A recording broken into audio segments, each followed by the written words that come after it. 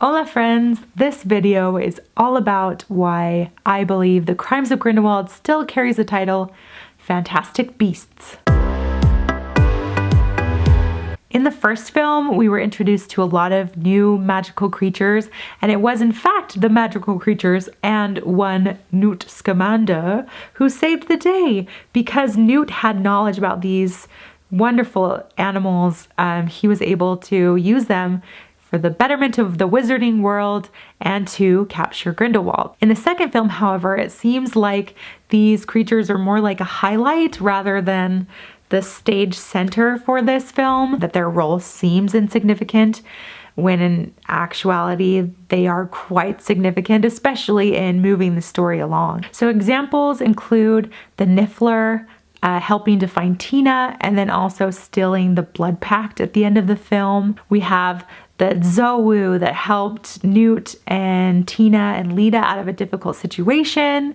The Chinese water dragon parasite that was living in the eye of Yusuf. And then we have those creepy cats, the Madagots. Those were strange, although he said that those weren't magical creatures. They were like a spirit familiar or something, so there's a difference. My personal favorite is the Chupacabra. Watch out for that theory video, because just like indoor plumbing, it's gonna be big. When looked at all together, these are actually quite significant parts in the film.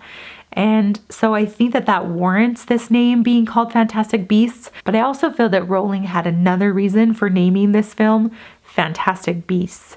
It was kind of hinted at the first film when Newt is telling Tina they're currently in alien terrain surrounded by millions of the most vicious creatures on the planet. Humans. Wow, my accent is really terrible. Okay, don't judge my accent. The definition of fantastic is extraordinarily good or attractive, and although I don't think that Grindelwald is good or attractive, I do think that he's doing a good job at convincing people that he is good and that he is appealing and attractive. He's making people believe that what he wants is actually better for the world. Not only his followers, but I think that Rowling also wanted us to see him and see his convincing and appealing and attractive nature, and ourselves just see the surface things and say, wow, this guy is actually really compelling and he didn't really commit that many crimes after all, so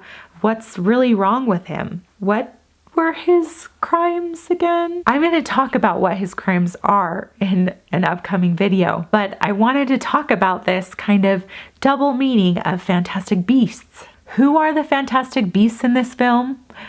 I think we're going to see many other magical creatures in the course of this series, but I also think we're meant to come to see how much of a monster Grindelwald actually is, and perhaps other players in this film. I also can't help but feel that we'll be a little bit surprised about where we find them, if you catch my metaphor.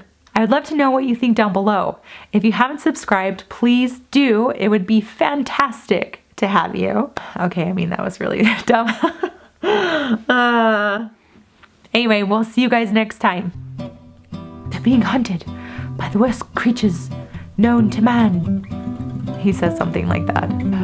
He's in danger of the most terrible creatures known to man. Humans.